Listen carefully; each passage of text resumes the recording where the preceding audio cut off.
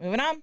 Yep. Marineland Dolphin Adventure sets October 6th auction bid deadline. The clock is ticking on the future of Marineland Dolphin Adventure in St. Augustine.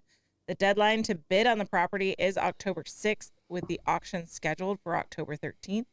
The sale comes after the park's parent company, the Dolphin Company, filed for Chapter 11 bankruptcy back in March. Marineland sits on about 6 acres of prime oceanfront and intercoastal waterway land, with nearly 24,000 square feet of improvements. Greenhill Company, a New York-based investment bank, is advising on the sale, while Keene Summit Capital Partners will oversee the auction. The auction is accepting stalking horse offers, initial bids that set a minimum price and encourage competition, but Greenhill declined to disclose an asking price. Records show the Dolphin Company, based in Cancun, Mexico, bought Marineland in 2019 from the Georgia Aquarium for about $3 million, but this spring, the Florida Division of Workers' Compensation issued a stop work order after the company failed to provide workers' compensation coverage. Marineland first opened in 1938 as Marine Studios, the world's first underwater film studio and dolphin training facility. Today, the Dolphin Company says it operates 30 parks and dolphin habitats in 8 countries. Other U.S. properties headed for auction under the bankruptcy include Gulf World Marine Park in Panama City Beach and Miami Aquarium. Right. I have a couple more weeks to win the lottery. And that's exactly what that says. I got a couple more weeks to win the lottery so I can buy Marineland. The auction's happening on my birthday, and I don't know if that's a good sign or a bad sign. If I win the lottery, it'll be a birthday present. I'll get another job. So it didn't open in 38 as a dolphin training facility. It opened in 38 as an underwater film studio that decided, hey, we'll sell tickets to the public so that they can see what's going on here when we're not actively filming something. And as a result, an elephant trainer saw something in dolphins, because people didn't know that anything really about dolphins at that point, that there were even really mammals. That was still pretty new information. And so he convinced Marine Studios to let him try to train a dolphin. And so he left the circus. Probably had instant success. He had success pretty quickly, and so that was the first ever trained dolphin, and it was Flippy. And so that's how that happened. Not Flipper. Flippy. And due to copyright restrictions, the show is Flipper. Yeah. But the dolphin was Flippy. Yeah. The trained porpoise. It was Flippy the trained porpoise show. So yeah. That's cool. That's great history, though. Mm-hmm. So there's a lot of really awesome history there, and I really hope that Marineland is sold to someone who wants to maintain that history and maintain that legacy and move forward with it as Marineland.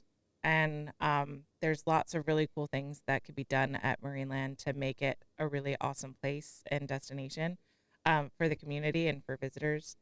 So I really hope that happens. it'd be great if like the state of Florida or somebody stepped up that could make it happen. I mean, the Georgia Aquarium, they couldn't, when things got a little tight financially, it was too far away for them to do it. But they were doing a great job for a while. They were really doing a great job. Is that who you worked with? No, I predated Georgia Aquarium. So the owner of Marineland, it was privately owned at that point, and it was a developer purchased the property. He had a daughter that had some disabilities, and he had heard some hopeful research about dolphins interacting with people that had those disabilities, and there being improvements. And so he bought the park for his daughter. That's commitment to your. Yeah, for sure. That's awesome. So, well, hopefully someone nice gets it. Yes. We want a nice neighbor. Always want a nice neighbor when somebody moves out. We want a nice neighbor. Yeah, I'm more hopeful about Marineland continuing on as Marineland than I am about Gulf World and Miami Aquarium. Oh yeah. The area is just not as friendly to Miami Aquarium, the surrounding area, and hasn't been for years. So I'm really concerned about the future of that park.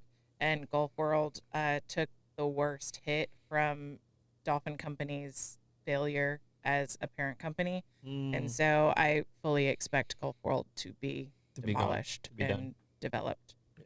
So where are the dolphins at right now? Are they still at Marineland, I'm assuming? Yes, they're still at Marineland. They're still selling programs. I was very tempted to try and buy a program for my family because I've never been able to get my kids in the water with the dolphins at Marineland. Yeah, so maybe we need to do that with Dave and before they go away.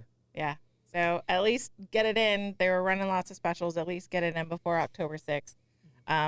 Because the boys have done it, dolphin experience in the Keys, but maybe I don't think it's had a dolphin experience yet. And Marineland's a really special place for it. The Royal Swim in particular is a really special program if you want to do in water. If you want to do dry land, the dolphin paintings are very cool. That's the best dry experience. Just inland. Get in the water. Yeah. Just get in the water. For sure. Yeah. So for a while, you got a painting with the Royal Swim. I don't know if they still have that combined. But the paintings are really cool. I have the paintings all over my house. We had to practice it with the dolphins. We had to train dolphins. And so I have paintings from dolphins that no one could get paintings with. We did do a great dolphin experience in Key Largo. I mean, the dolphins jumped over us. We were able to, kind of get behind the dolphins. And they pull us. And it was really, really done nicely. And, Ty absolutely loved it. Blake enjoyed it, but Ty, he's my water baby. Yeah. So awesome. So It's a lot of fun.